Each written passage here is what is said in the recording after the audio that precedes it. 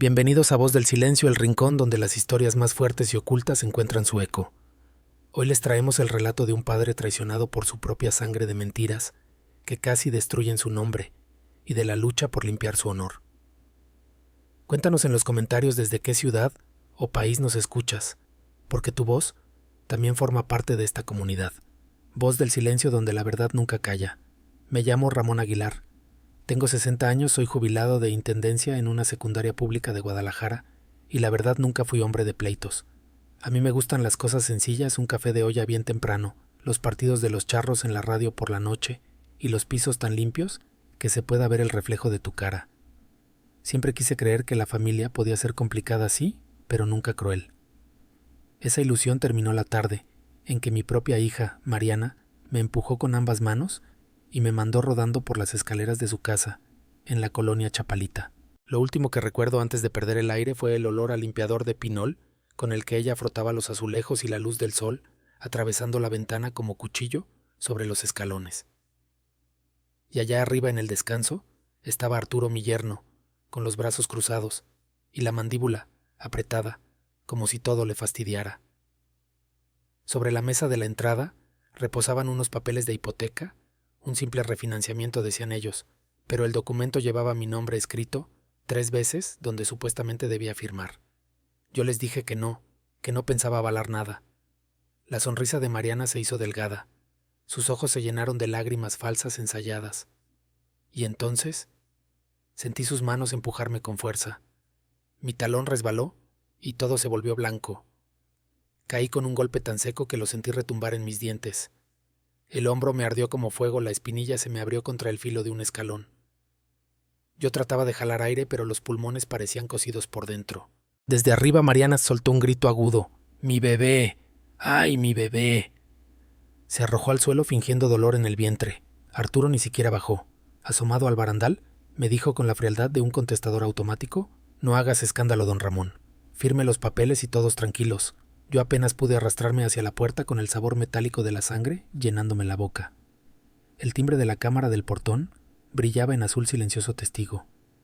Entre el zumbido de mis oídos alcancé a escuchar el llanto fingido de Mariana y su mirada fugaz hacia Arturo, antes de susurrarle: «Llama al 911, pero di que él me atacó primero». Arturo contestó: «Relájate, chula, lo acomodamos a nuestro modo». En urgencias del Hospital Civil, una enfermera llamada Carla me lavó la herida de la pierna mientras un médico joven revisaba los moretones que se esparcían como tinta sobre mi hombro. Cuando conté lo sucedido, hasta yo me sentí ridículo, como si narrara un melodrama barato. El empujón, los papeles, el falso aborto. Carla alzó la ceja y murmuró: «Su hija tiene control prenatal aquí», negué con la cabeza. Ella asintió como si ya lo supiera. Me dieron de alta con un cabestrillo y la orden de reposar. Pero no lo hice. Conduje de vuelta a mi casa, el volante sostenido a medias con una sola mano. Cada bache me sacaba chispas de dolor en las costillas.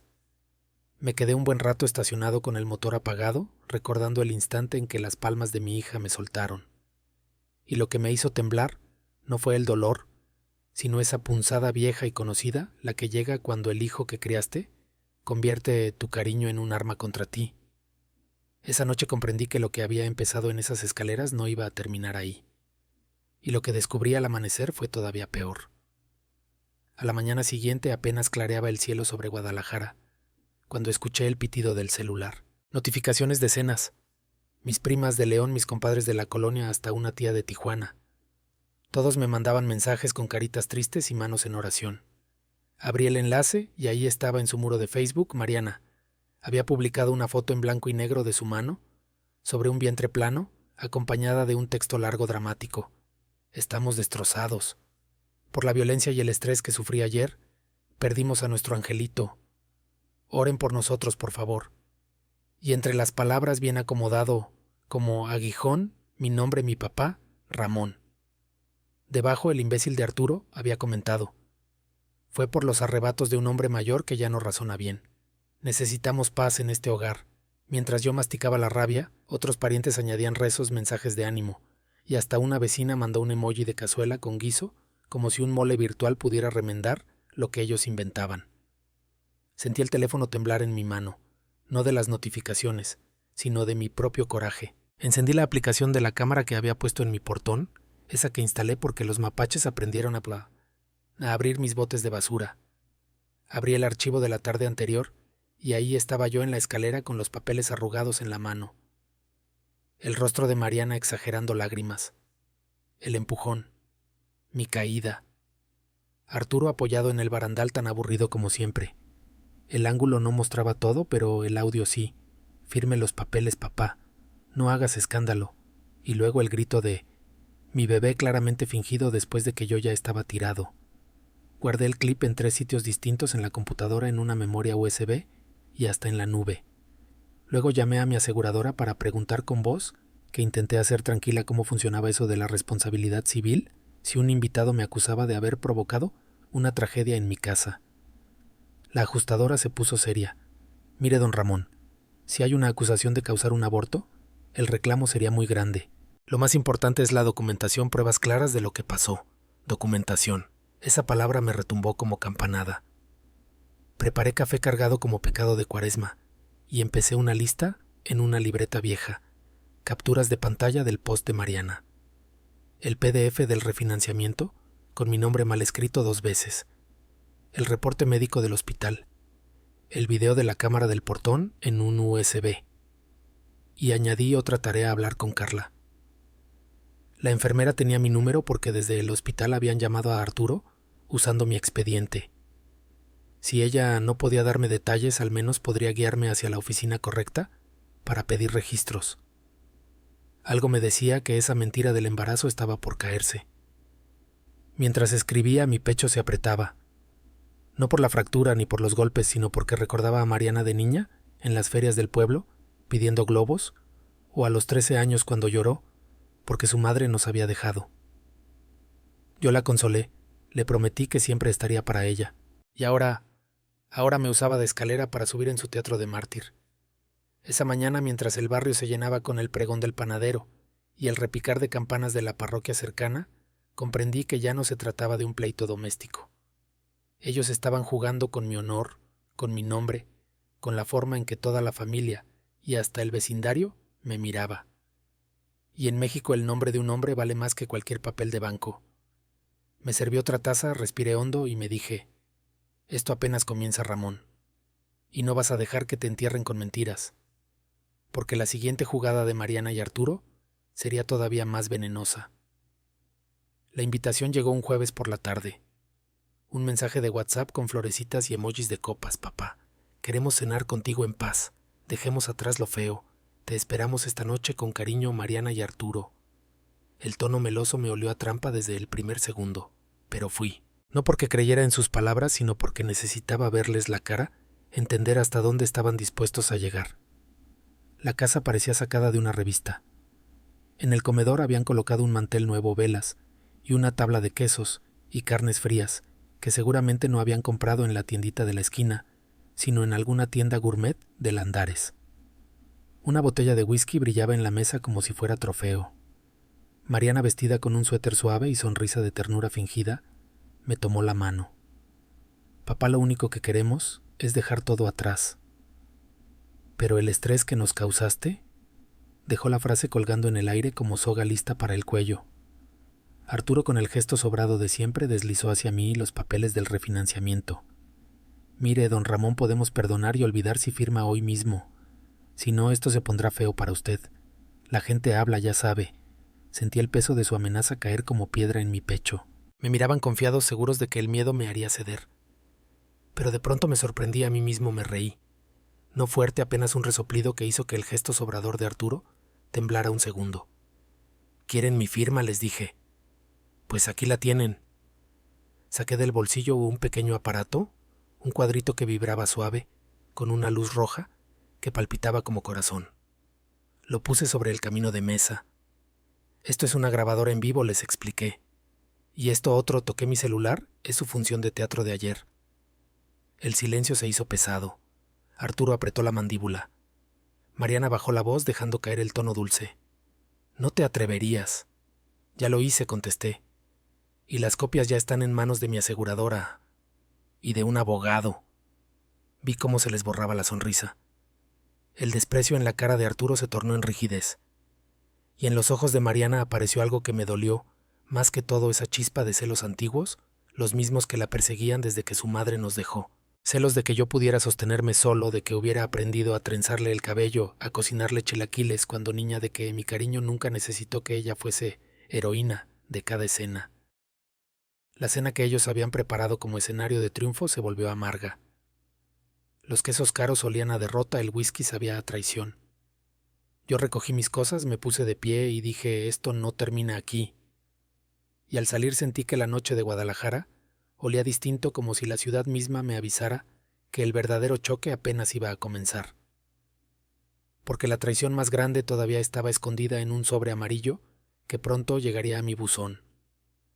El sobre apareció una mañana en mi buzón oxidado entre recibos de la CFE y propaganda de taquerías. No tenía remitente, solo mi nombre escrito a mano con letra apresurada. Al abrirlo encontré algo que me heló la sangre, una impresión de ultrasonido. Pero en la esquina inferior se veía claramente el nombre del archivo sample.jpg. Con las manos temblorosas busqué en la computadora y confirmé lo que ya sospechaba. Era una imagen de internet, una de esas fotos de banco de imágenes que cualquiera puede descargar. Junto a la impresión había otra hoja detallando pedidos en línea a la dirección de Mariana Fajas de Silicón, con forma de vientre en 2 tamaños distintos. Todo cuadraba. No había embarazo. Nunca lo hubo. Me quedé mirando las pruebas un buen rato con un dolor distinto en el pecho. No era físico, no era de las costillas magulladas. Era esa punzada de recordar a Mariana de niña corriendo en la plaza, con su paleta sonriendo con los dientes chuecos, pidiéndome que la cargara. ¿En qué momento esa inocencia se había transformado en manipulación? Decidí ir al hospital civil. No podía pedirle a Carla, la enfermera, que violara protocolos, pero ella me señaló con discreción la ventanilla de relaciones con pacientes. Si alguien anda usando el nombre del hospital para inventar historias, me dijo en voz baja, aquí es donde levantan la queja. Use la palabra fraude. Eso los obliga a escuchar. Esa noche no dormí. Me quedé sentado en la sala escuchando el eco de los camiones que pasaban por la avenida y el canto lejano de un gallo perdido. Pensaba en Mariana a los 5 años riendo en los columpios del parque, a los 17 reclamándome porque no firmé para que comprara un coche usado con el motor inundado. Y ahora, junto a Arturo, usando la palabra familia como palanca para abrir mi casa y vaciarla. Al día siguiente el escándalo ya había saltado de Facebook a una página de chismes local. Un primo desde California me mandó un mensaje. Estamos rezando, pero ¿por qué no ayudaste con la hipoteca? Es familia. Me quedé mirando la pantalla. Escribí, borré, volví a escribir. Al final solo respondí, porque la ayuda que exige una mentira no es ayuda, es chantaje. Me dolió más escribirlo que leerlo, porque sabía que a partir de ahí la línea estaba trazada. Ya no era padre e hija discutiendo. Era un combate por la verdad, por el honor, por la memoria que dejaría mi apellido en boca de los vecinos. Guardé el sobre amarillo, con el ultrasonido falso, y la lista de pedidos en la caja, donde ya acumulaba pruebas. Cerré con llave, respiré hondo, y entendí que lo que venía después iba a ser todavía más cruel. Porque la siguiente jugada de Mariana y Arturo ya no solo buscaba dinero, buscaba humillarme frente a todos. La invitación llegó disfrazada de reconciliación. Papá, vente a cenar. Queremos platicar tranquilos. Pero esta vez no era en su casa. Rentaron un salón pequeño en un restaurante de Avenida López Mateos, con luces bajas y meseros uniformados. Todo parecía armado para impresionar, como si fueran a cerrar un trato millonario. Cuando llegué, Mariana me recibió con un abrazo frío de compromiso. Arturo me saludó con palmada en la espalda fingiendo camaradería. En la mesa había enchiladas servidas en platos de barro, botellas de vino caro y hasta un mariachi tocando en otra esquina del lugar. El ambiente era demasiado teatral. Mariana tomó mi mano y me miró con expresión de lástima calculada. Papá, lo que necesitamos es paz. Tú sabes que esto ha sido durísimo para mí. La gente ya habla, y el estrés que me causaste. Dejó la frase en suspenso para que yo la terminara con culpa. Arturo, serio, empujó los papeles hacia mí otra vez.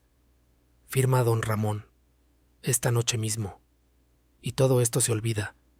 Si no, lo lamento, pero usted va a quedar muy mal parado. En este país el qué dirán pesa más que la verdad. Vi sus rostros, la seguridad en sus ojos, el brillo de triunfo anticipado. Y de pronto me descubrí sonriendo. No por valentía, sino porque entendí que ya no tenían poder sobre mí. ¿Quieren mi firma?, les dije bajando la voz. Pues aquí está. Saqué del saco la pequeña grabadora que había llevado. La coloqué en la mesa. La luz roja parpadeaba viva como testigo. Luego puse mi celular junto a ella.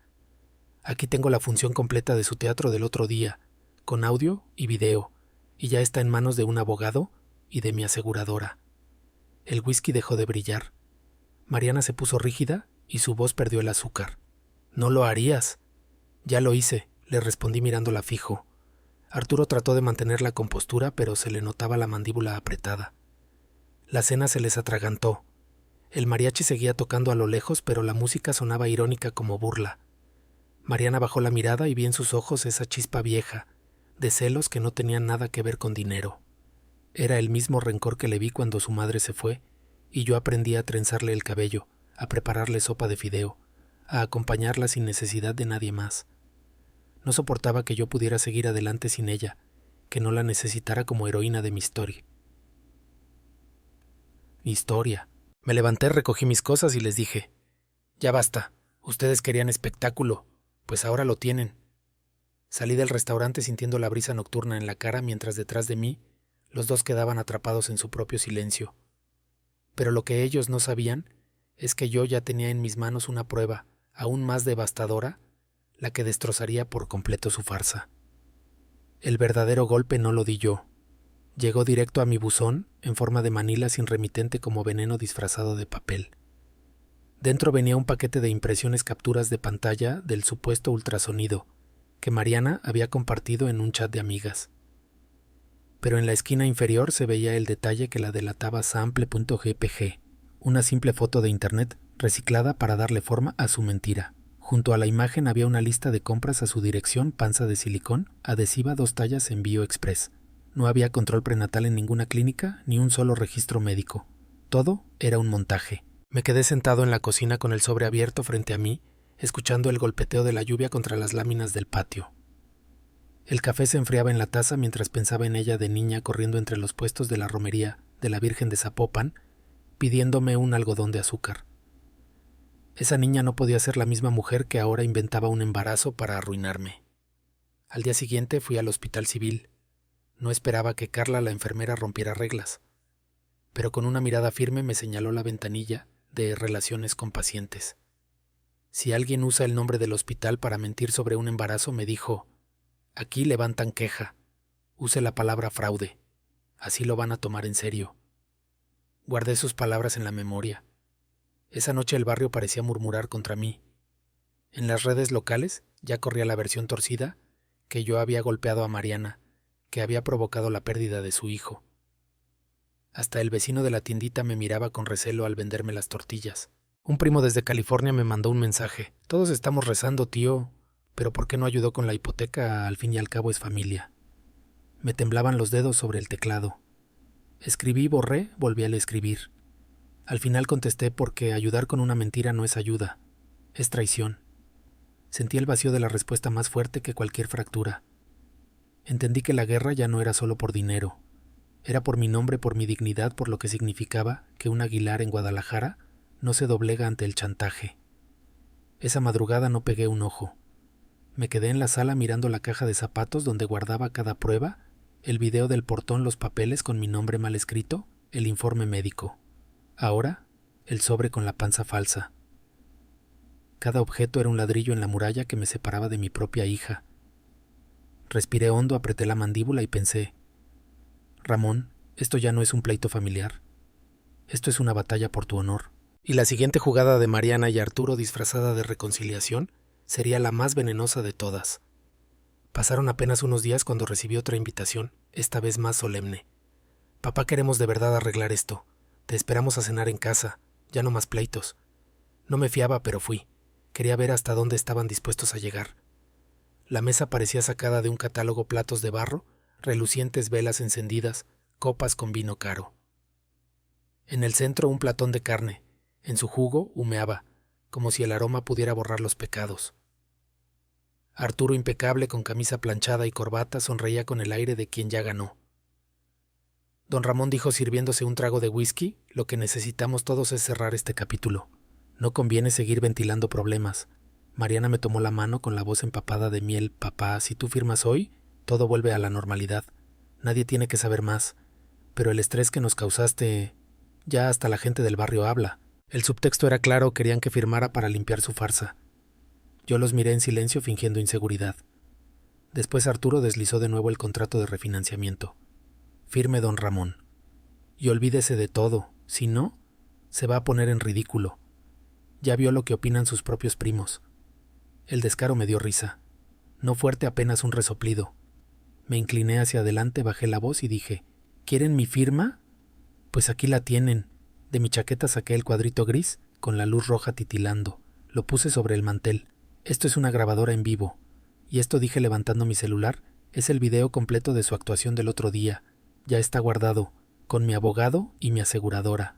El aire se volvió pesado. Arturo apretó los dientes, Mariana me soltó la mano. Su mirada dejó de ser dulce, se volvió filosa. No serías capaz, escupió. Ya lo hice, y créeme, sé usarlo. Los vi encogerse en sus sillas como niños atrapados en mentira. Pero lo que más me dolió no fue la derrota en sus rostros, sino el rencor en los ojos de Mariana. Esa chispa de celos viejos del resentimiento que nació cuando su madre se fue, y yo aprendí a peinarla, a cuidarla, a demostrarle que podía estar bien sin nadie más. No soportaba que yo siguiera siendo fuerte, sin su teatro de víctima. La cena terminó fría. El mariachi de la plaza cercana alcanzaba a colarse por la ventana, sonando más como burla que como música. Al levantarme les dije con voz firme: hasta aquí llegamos. Y al salir tuve la certeza de que estaban acorralados. Pero también sabía que una fiera herida siempre intenta su zarpazo más cruel. Ese zarpazo llegó en forma de demanda, acompañada de una amenaza que podía destruirlo todo. El golpe siguiente no fue un empujón ni un grito. Fue un sobre entregado por un mensajero de traje barato. En la portada, un sello demanda. Adentro, la jugada maestra de Mariana y Arturo exigían una indemnización por daños emocionales y pérdida del embarazo. 6 cifras que mareaban. Y como guinda una cláusula de gag order, un acuerdo de silencio para que yo no hablara del tema, jamás. Me quedé helado en la sala con el sobre abierto sobre la mesa de madera. El ventilador zumbaba lento y afuera el pregón del camotero sonaba irónico, como si el mundo siguiera normal mientras mi vida se desmoronaba. Llamé a mi abogado, un hombre bajito sonriente, pero con colmillos de acero. Se llama licenciado Vargas, y aunque parece sacado de una novela de Rulfo, sabe moverse en tribunales como pez en el agua. Don Ramón me dijo, mientras hojeaba los papeles: esto es un teatro mal montado, pero hay que golpear con pruebas. Lo suyo no es un pleito de vecindad, es fraude y difamación. Acepté su estrategia. Lo que seguía era reunir todo el video del portón, las capturas del Facebook, el falso ultrasonido, la lista de pedidos en línea, el informe médico del hospital. Vargas lo revisaba todo como cirujano. Aquí tenemos dinamita, solo hay que saber cuándo encenderla. Mientras tanto, Mariana y Arturo no se quedaron quietos. Publicaron más indirectas en redes, frases bíblicas, fotos en blanco y negro con veladoras palabras como justicia y perdón que buscaban manipular a los vecinos. Un tío lejano me mandó mensaje: mira, Ramón, mejor firma. La familia se lava en casa, no en tribunales. Sentí que me hervía la sangre, porque en México el peso del qué dirán puede ser más fuerte que la ley. Pero yo ya había decidido, no iba a ceder. La cita se fijó para una mediación con presencia de aseguradora, un juez y hasta un detective de la unidad de fraudes. Era raro una mesa donde el honor, el dinero y la verdad iban a chocar de frente. La noche anterior no dormí. Me senté en el patio mirando el cielo tapatío. Recordé a Mariana de niña con su uniforme de primaria, preguntándome si la quería aunque su mamá nos hubiera dejado. Siempre hija, le respondí entonces. Pero ahora, esa palabra ya no servía. Respiré profundo, apreté los dientes y pensé: si este es el precio por defender mi nombre, lo pago. Y cuando llegó el día de la audiencia, descubrí que las máscaras no tardan en caerse frente a una sola verdad grabada en video. El día de la audiencia amaneció gris con nubes bajas sobre Guadalajara que parecían presagio. Me puse mi mejor guayabera blanca, la que usaba en bodas y bautizos, no por vanidad, sino porque sabía que ese día iba a ser recordado por todos los presentes. El Palacio de Justicia olía a café recalentado y a papeles viejos. En la sala nos esperaban las lámparas fluorescentes, el zumbido de un ventilador y un micrófono que hacía que cualquier palabra sonara como sentencia. Mariana entró primero vestida con un suéter color crema, el mismo con el que había actuado su primera farsa. Arturo le abría la puerta como caballero de novela barata. Ambos iban acompañados de un abogado de traje caro, que suspiró al sentarse como si ya estuviera cansado de ganar tanto. Yo me senté al otro lado con el licenciado Vargas, pequeño, sonriente, con una carpeta repleta de pruebas. A su lado estaba el representante de mi aseguradora, una mujer seria de lentes cuadrados y un detective de la unidad de fraudes que observaba todo en silencio, con las manos cruzadas. El abogado de ellos comenzó con voz grave como actor de telenovela. Mis clientes han sufrido una pérdida incalculable. Un padre violento los ha puesto en ridículo, les ha causado dolor, y lo mínimo que exigimos es una indemnización justa y un acuerdo de silencio. Deslizó hacia el centro de la mesa un documento con cifras astronómicas.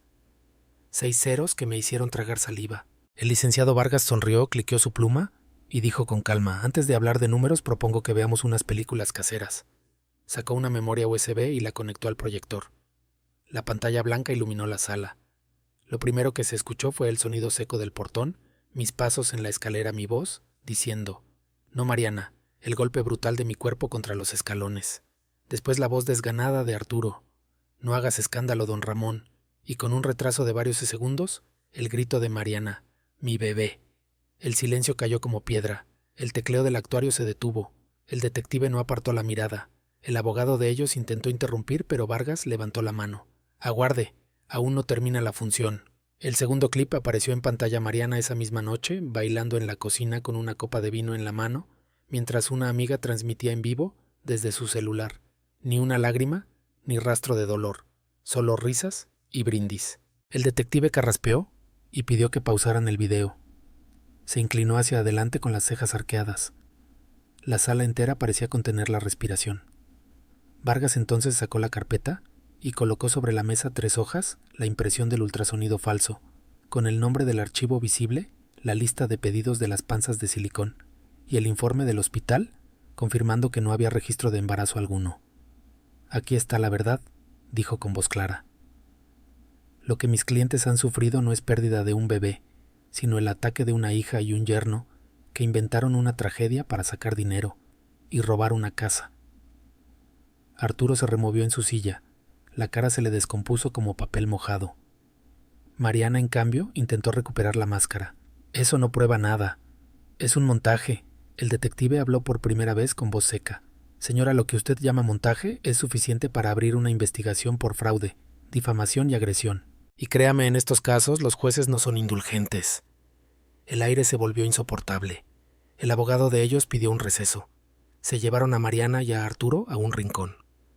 Yo los observaba de lejos, él con la cara desencajada, ella con la mirada perdida como niña descubierta en travesura. Ya no eran la pareja segura de sí misma. Eran 2 acusados acorralados. Cuando regresaron a la mesa, el abogado hablaba más despacio, con los hombros caídos. «Mis clientes están dispuestos a retractarse públicamente, a cubrir los gastos médicos del señor Aguilar y a aceptar una orden de no contacto». El licenciado Vargas sonrió satisfecho. «Así me gusta, porque si no los llevamos hasta las últimas consecuencias penales». Firmaron en silencio, no con la soberbia con la que me habían hecho firmar papeles antes, sino con la derrota en la mano. Esa misma noche en redes sociales apareció la publicación: «Yo, Mariana Aguilar, aclaro que fue falso lo que dije de mi padre. Él no provocó ningún aborto. Me retracto de mis palabras y ofrezco disculpas públicas». Los comentarios llegaron como tormenta. Algunos familiares borraron sus mensajes antiguos. Otros pidieron perdón con frases tibias. «Si te ofendimos, si malinterpretamos». Yo no respondí nada. Puse el celular boca abajo y me dediqué a lavar los trastes. El eco del agua cayendo en el fregadero sonaba más limpio que cualquier disculpa. Pero dentro de mí sabía que una disculpa pública no devolvía a la niña que había criado. Lo que había muerto no era un supuesto embarazo, sino la confianza entre un padre y su hija. La sala de audiencias quedó atrás, pero el eco de lo vivido seguía retumbando en mi cabeza como tambor de procesión. Afuera el aire de Guadalajara olía a tierra mojada, había llovido mientras estábamos adentro y el suelo brillaba bajo las luces amarillas de los postes. Caminé despacio apoyándome en el bastón que me habían recomendado por la lesión del hombro y sentí por primera vez en semanas que podía respirar sin que me pesara el pecho. El licenciado Vargas salió conmigo, pequeño con su corbata torcida pero con la sonrisa de quien sabe que su cliente salió adelante. Don Ramón, ahora ellos tienen que retractarse y pagar lo que corresponde. Pero recuerde, la justicia no borra las cicatrices, solo impide que se abran más. Asentí. Yo ya lo sabía. Nadie me iba a devolver a la Mariana que me abrazaba de niño. Nadie me iba a regalar la paz que perdí la tarde de aquel empujón. Lo único que podía hacer era defender mi nombre, porque en este país la honra de un hombre mayor es lo único que protege su vejez.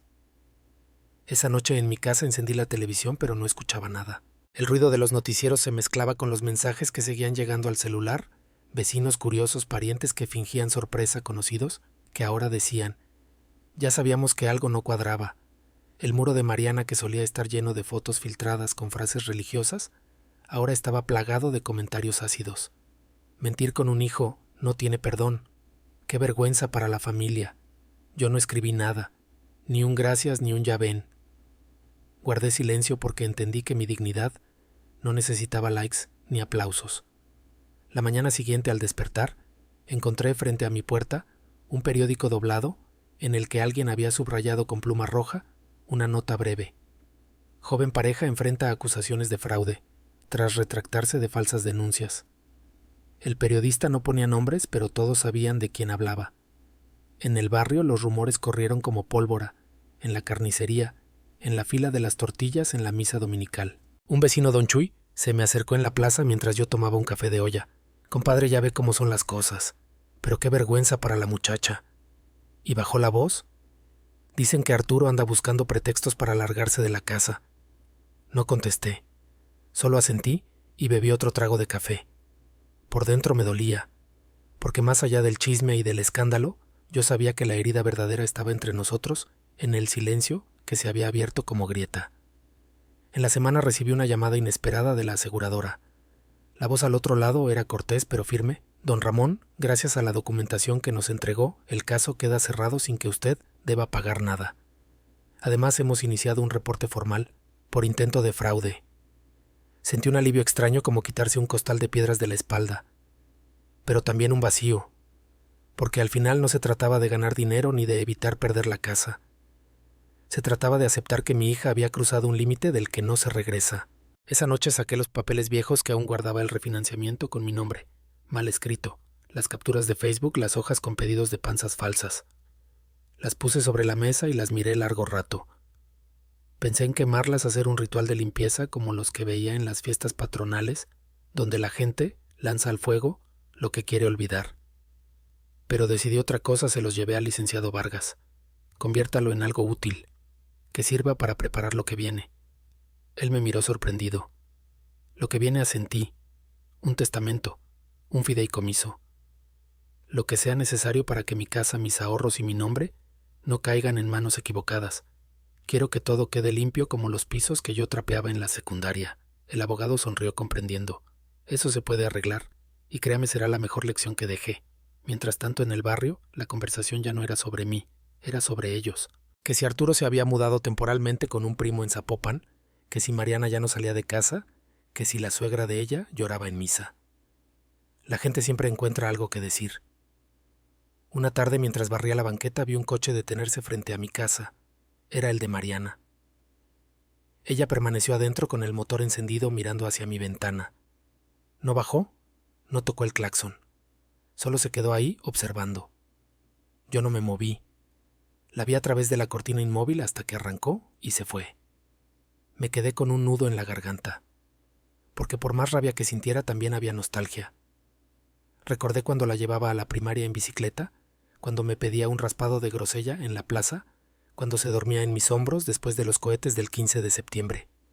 Pero ese recuerdo se enfrentaba con la imagen actual, la mujer capaz de inventar una tragedia para sacarme dinero. Esa noche abrí la caja de pruebas y la cerré con llave. Luego me serví un tequila reposado, apagué la luz y me dejé acompañar por el silencio de la casa. Ya no me asustaba el silencio. Ahora lo necesitaba. Me repetí a mí mismo, no ganaste una hija, ganaste claridad, y aunque la claridad duele como cuchillo, también ilumina el camino hacia la verdadera justicia, que aún estaba por llegar. Las semanas siguientes se sintieron como un duelo. No un duelo de pistolas como en las películas del viejo oeste, sino uno interno, el de un padre que reconoce que su hija ya no es la misma, y que su deber no es rescatarla sino protegerse de ella. En Guadalajara el chisme nunca descansa. En la fila de la tortillería en las bancas de la parroquia, en el mercado de San Juan de Dios, siempre había alguien que murmuraba: ¿ya supo lo de la hija de don Ramón? Yo caminaba con la frente en alto, pero por dentro sentía la punzada de la vergüenza ajena. No porque yo hubiera hecho algo, sino porque en México, cuando la familia se mancha la mancha, se te pega encima, quieras o no. El licenciado Vargas me acompañó a firmar los papeles del Nuevo Testamento. La notaria, una señora de lentes gruesos y carácter seco, leyó cada cláusula con voz monótona. Señor Aguilar, usted deja su casa a un fideicomiso educativo para jóvenes de escasos recursos. ¿Está seguro? Más que seguro, respondí. Prefiero que mi casa ayude a muchachos que sepan valorar el esfuerzo, no a quienes me ven como escalón para subir. Salí de ahí con una extraña paz, como cuando uno termina de limpiar un salón enorme y ve el piso brillar. La decisión me dolió, sí, pero también me liberó. Mientras tanto, Mariana y Arturo se replegaron. Él desapareció un tiempo, dicen que buscando espacio, en un departamento prestado en Zapopan. Ella, en cambio, comenzó a publicar frases ambiguas en redes. El perdón es de valientes. El tiempo pone todo en su lugar. Algunos familiares le daban like, otros ya no comentaban. Era evidente que el escándalo los había dejado solos. Una tarde recibí visita inesperada a Carla, la enfermera del hospital. Llegó con un morral de tela y una bolsa llena de jitomates recién cortados de su huerto. Pensé que le vendrían bien, me dijo sonriendo tímida. La invité a sentarse en la banqueta. El sol caía lento sobre los árboles de la calle y por un instante todo pareció normal. Se le ve más ligero, don Ramón, me comentó mientras acomodaba la falda. Saqué la basura. Le respondí sin pensarlo. Ella soltó una carcajada. Yo también reí y esa risa me recordó lo que hacía semanas no sentía alivio.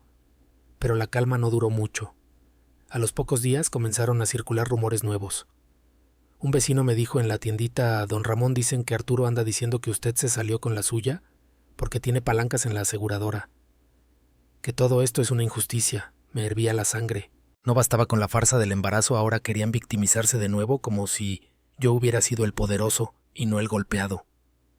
Pero esta vez decidí no reaccionar con rabia. Sabía que la verdad estaba de mi lado. Sabía que tarde o temprano las máscaras vuelven a caerse. Ese mismo fin de semana recibí una carta de la aseguradora. Confirmaban que el caso de fraude había sido remitido a la fiscalía para revisión. Era oficial, ya no se trataba solo de limpiar mi nombre. Ahora era posible que ellos enfrentaran consecuencias legales reales. Leí la carta varias veces con sentimientos encontrados. Parte de mí quería justicia hasta el último centavo que pagaran por cada mentira. Pero otra parte, la de padre, seguía deseando que Mariana despertara, que reconociera su error, sin necesidad de un juez. Esa noche soñé con ella de pequeña. Tenía 5 años, corriéndola en la plaza con un globo rojo y me pedía un raspado de grosella. Yo se lo compraba. Ella reía y todo era simple. Me desperté con lágrimas en los ojos. Encendí la luz, me serví un tequila reposado y abrí la libreta donde escribía mis pensamientos. Anoté: el amor de un padre no muere, pero se transforma. Ahora ya no es abrazo, es límite. Ahora ya no es confianza, es defensa. Al día siguiente, mientras barría la banqueta, vi de nuevo el coche de Mariana. Se estacionó frente a mi casa, motor encendido. Ella miró hacia la ventana como la vez anterior. Esta vez bajó un poco el vidrio como si quisiera decir algo. Yo permanecí inmóvil. No me acerqué. Ella tampoco bajó. Tras unos segundos arrancó y se fue. Me quedé con el corazón revuelto. Había un mensaje en esa visita silenciosa, pero no supe si era arrepentimiento o simple orgullo herido. Lo único que entendí fue esto: mi vida ya no dependía de ella. Por primera vez en mucho tiempo, mi rumbo estaba en mis manos. Y aunque pensaba que lo peor ya había pasado, pronto descubriría que Arturo aún tenía un último as bajo la manga, uno que pondría a prueba todo lo que yo había construido. Yo pensaba que la tormenta ya había pasado. La retractación pública de Mariana estaba en línea, la aseguradora había cerrado mi caso, y yo poco a poco intentaba volver a mi rutina café de olla, al amanecer barrer la banqueta, platicar con los vecinos sobre el clima o sobre las chivas. Pero la calma en México siempre es relativa, cuando las aguas se ven tranquilas. Hay que desconfiar porque algo se mueve debajo. Un lunes por la mañana, mientras leía el periódico en la plaza, recibí la llamada del licenciado Vargas. Su voz, habitualmente serena, sonaba tensa. Don Ramón, tenemos un problema. Arturo presentó una contrademanda. Sentí que el aire me faltaba. ¿Contrademanda por qué motivo? Difamación. Está alegando que usted destruyó su reputación y su carrera con las pruebas que presentamos. Dice que las grabaciones fueron obtenidas de manera ilegal y que usted manipuló la información. Me quedé helado. Arturo, ese tipo que me había mirado con desprecio mientras yacía en el piso, sangrando ahora se pintaba como víctima. Y lo hacía con la soberbia de quien cree que puede darle la vuelta a todo. Vargas intentó tranquilizarme. Mire, estas son patadas de ahogado. No tienen sustento. Pero debemos prepararnos porque él va a tratar de arrastrarlo de nuevo al lodo. Colgué la llamada y caminé de regreso a casa sintiendo que cada paso pesaba el doble. El barrio seguía con su rutina, los niños en bicicleta, el señor de las paletas tocando el silbato, las campanas de la parroquia llamando a misa de 8. Todo parecía normal menos yo. Esa noche, mientras cenaba un plato de frijoles refritos con queso fresco, recibí un mensaje anónimo en el celular: la sangre llama. Aún tienes oportunidad de arreglarlo como familia. Firma y todo se borra. No hacía falta preguntar de quién venía. El tono era claro, Arturo seguía jugando sucio, presionando desde las sombras. Me quedé largo rato mirando el mensaje. Una parte de mí quería ignorarlo, borrarlo y seguir adelante. Pero otra parte, la más terca, la que heredé de mi padre, que siempre decía la palabra de un hombre, vale más que un pagaré. Me gritaba que no podía rendirme. Al día siguiente, Vargas organizó una reunión en su despacho. Allí estaban él, yo y la representante de la aseguradora. Sobre la mesa una pila de documentos y un expediente nuevo. Arturo está intentando alegar que usted actuó con malicia, pero tenemos suficiente material para demostrar lo contrario. Lo que necesitamos es reforzar la narrativa. Usted actuó en defensa propia para proteger su patrimonio y su honor. Yo asentí. Licenciado, yo ya no peleo por dinero. Yo peleo por mi nombre. Aquí si pierdo el respeto, pierdo todo. La aseguradora intervino. Señor Aguilar, nosotros también estamos interesados en desmontar la contrademanda, porque si él logra abrir siquiera una investigación seria, podría generar ruido mediático, y no vamos a permitir que nuestro nombre se manche por un fraude. Sentí un alivio extraño. Por primera vez no estaba solo. No era solo el viejo jubilado enfrentando a su hija y a su yerno. Había instituciones, gente de peso que también quería exponer la verdad. Los días siguientes fueron de preparación. Vargas me pidió recopilar testimonios vecinos que habían escuchado los gritos aquel día, la enfermera Carla que había atendido mis heridas, incluso familiares, que habían notado inconsistencias en las publicaciones de Mariana.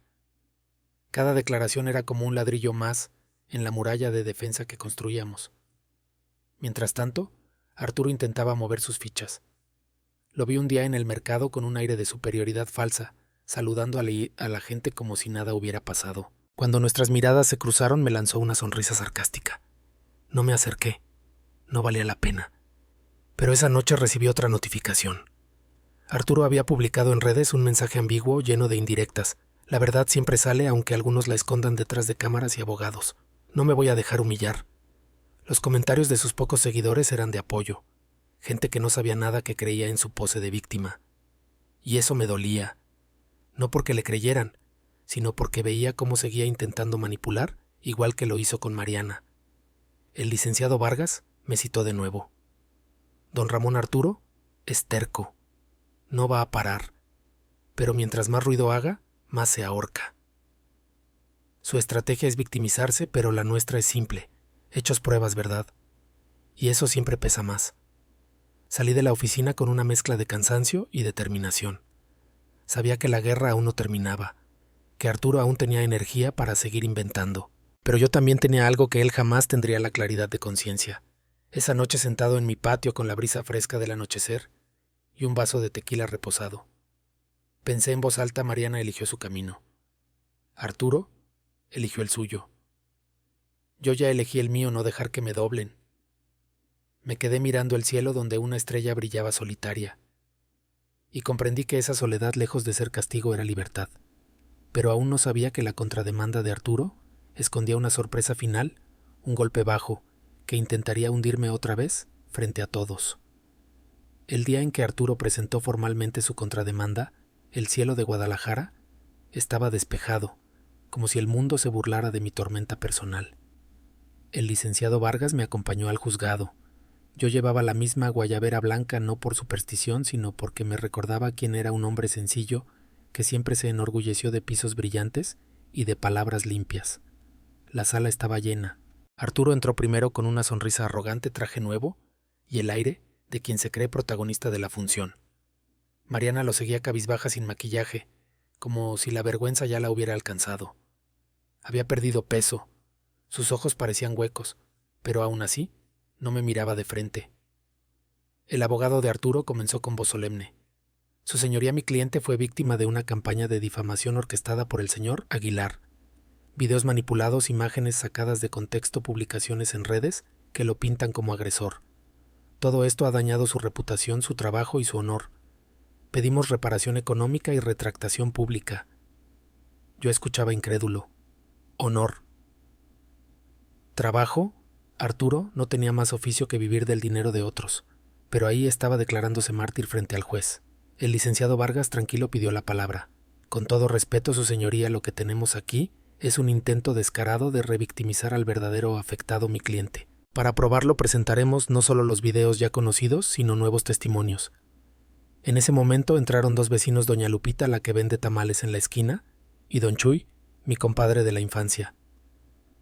Ambos habían escuchado los gritos aquella tarde, ambos confirmaron que fui empujado por Mariana mientras Arturo observaba. Doña Lupita incluso describió cómo Mariana gritó lo de «mi bebé» segundos después de mi caída. El juez asentía tomando notas. Arturo apretaba los labios, incapaz de ocultar la molestia. Pero lo más fuerte vino después.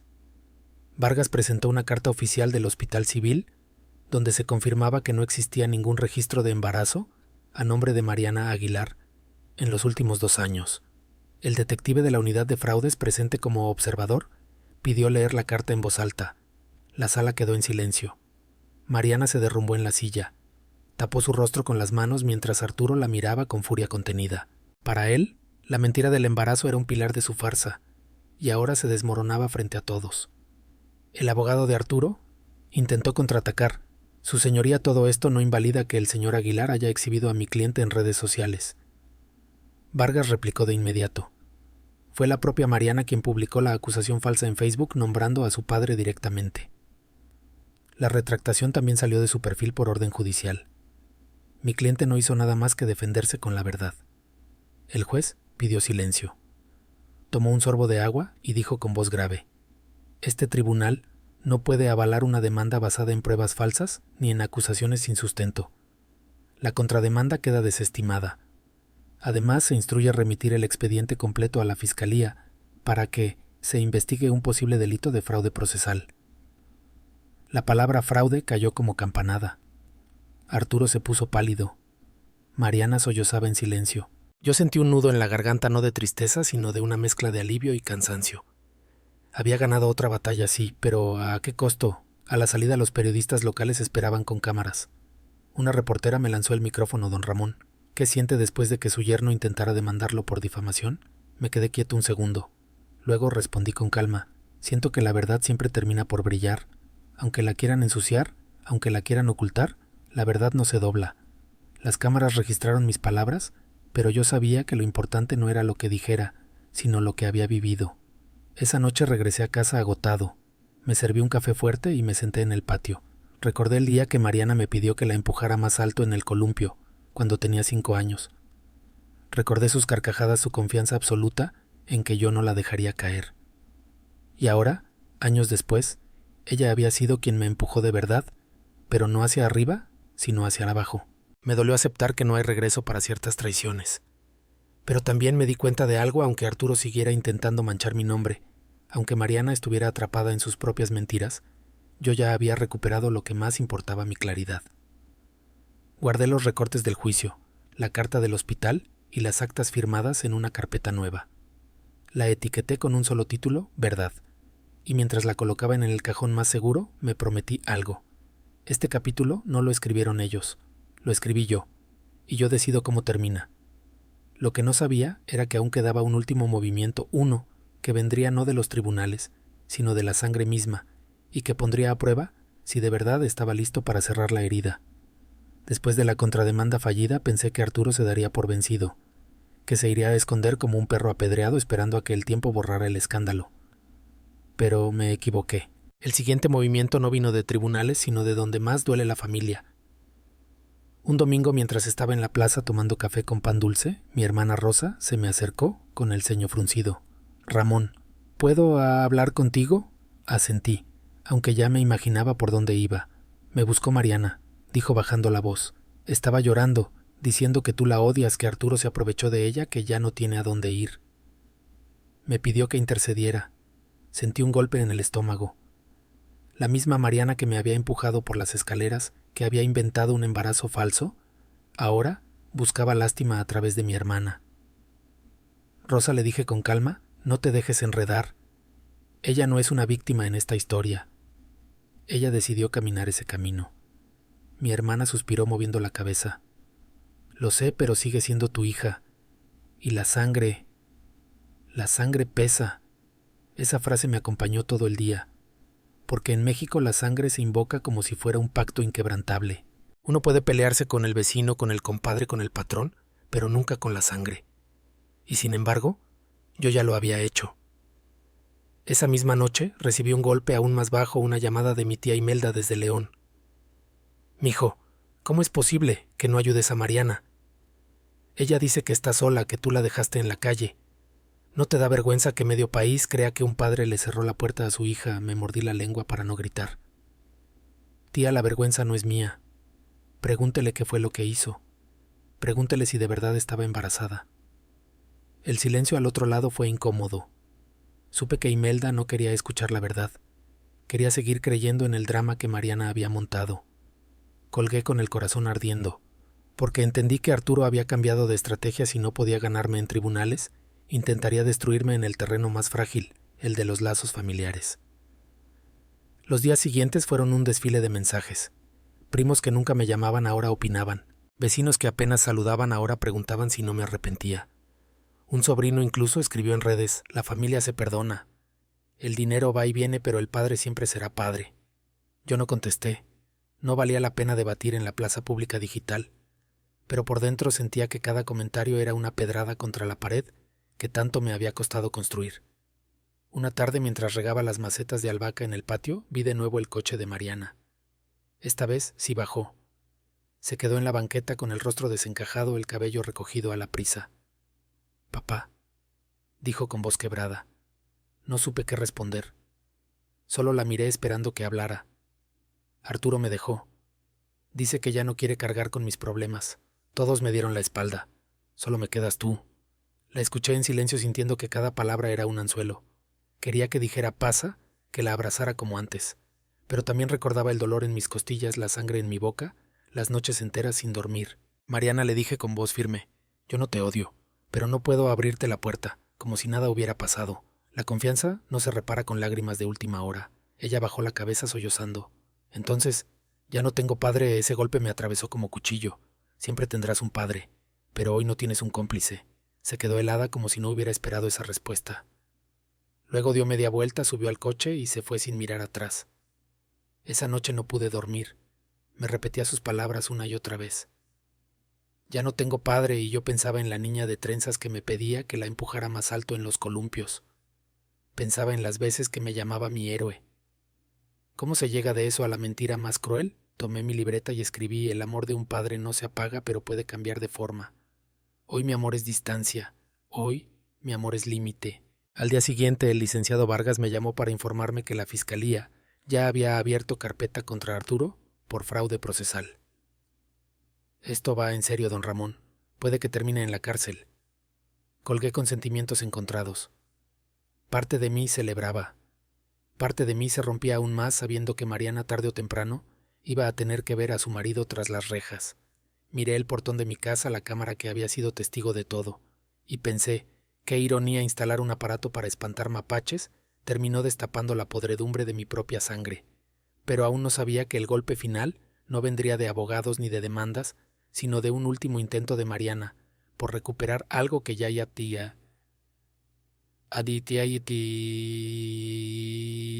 había perdido para siempre mi perdón.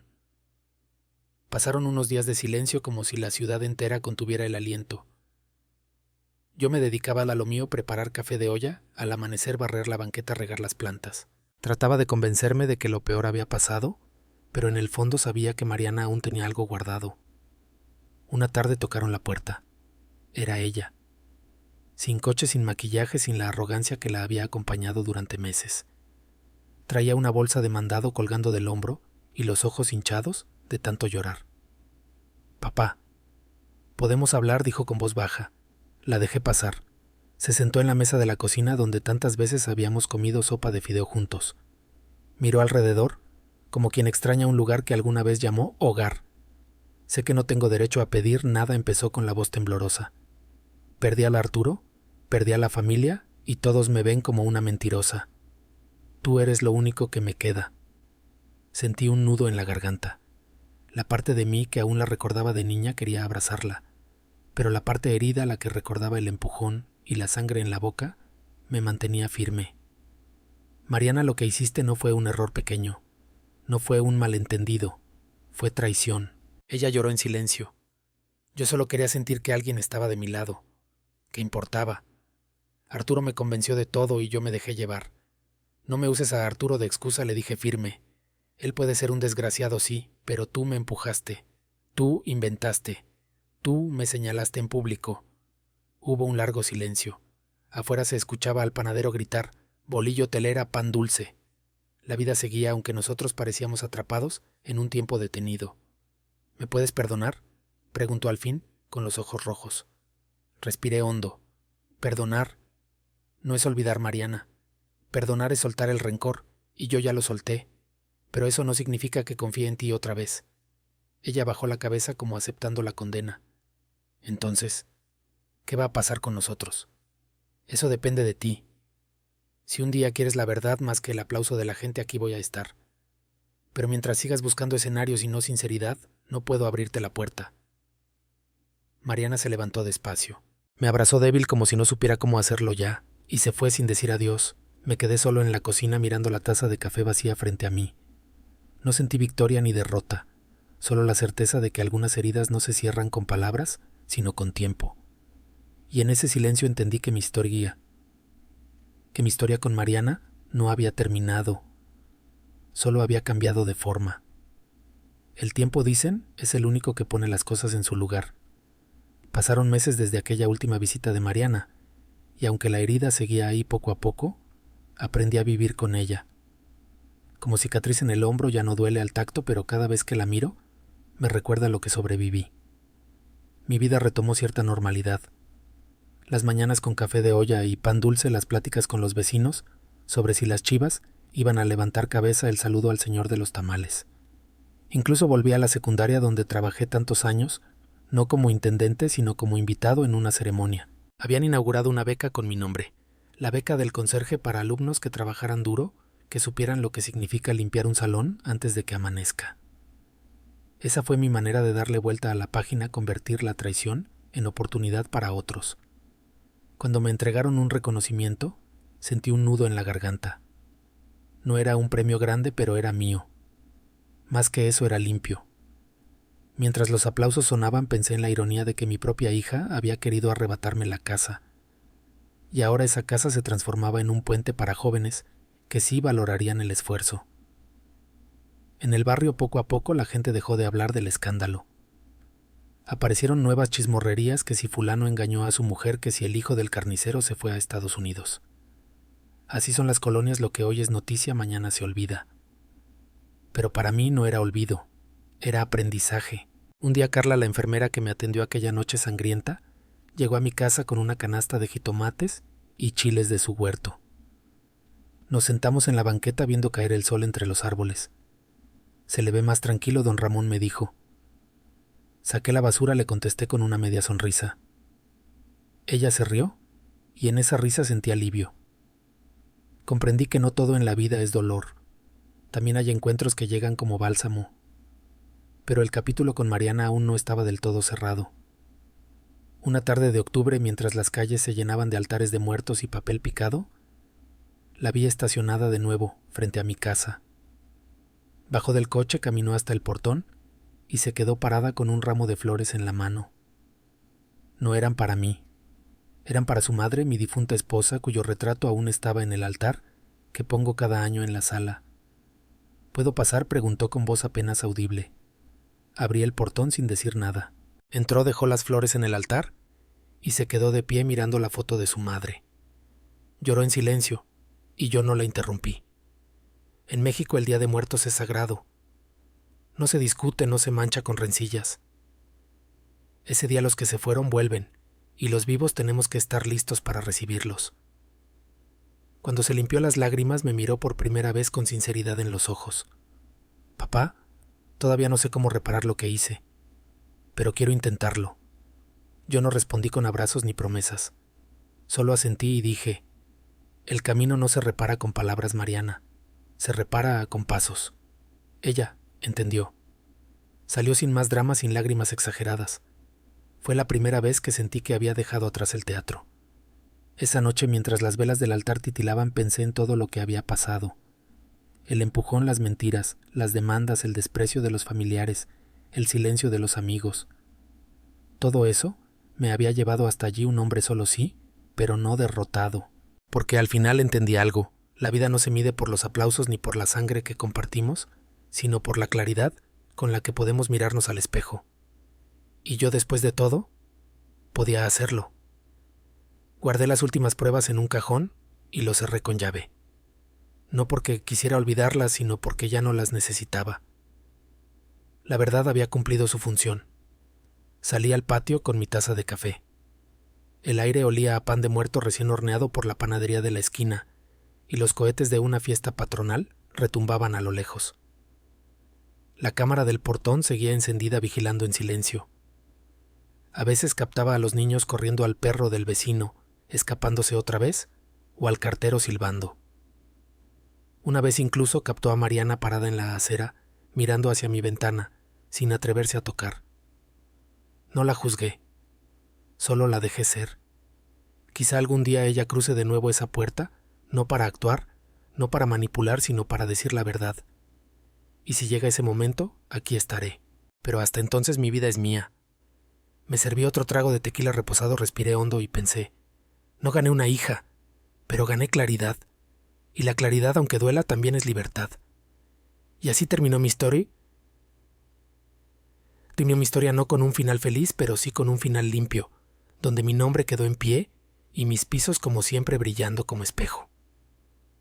Gracias por escuchar la historia del canal Voz del Silencio. Si sientes que lo hemos hecho bien, por favor, presiona el 1.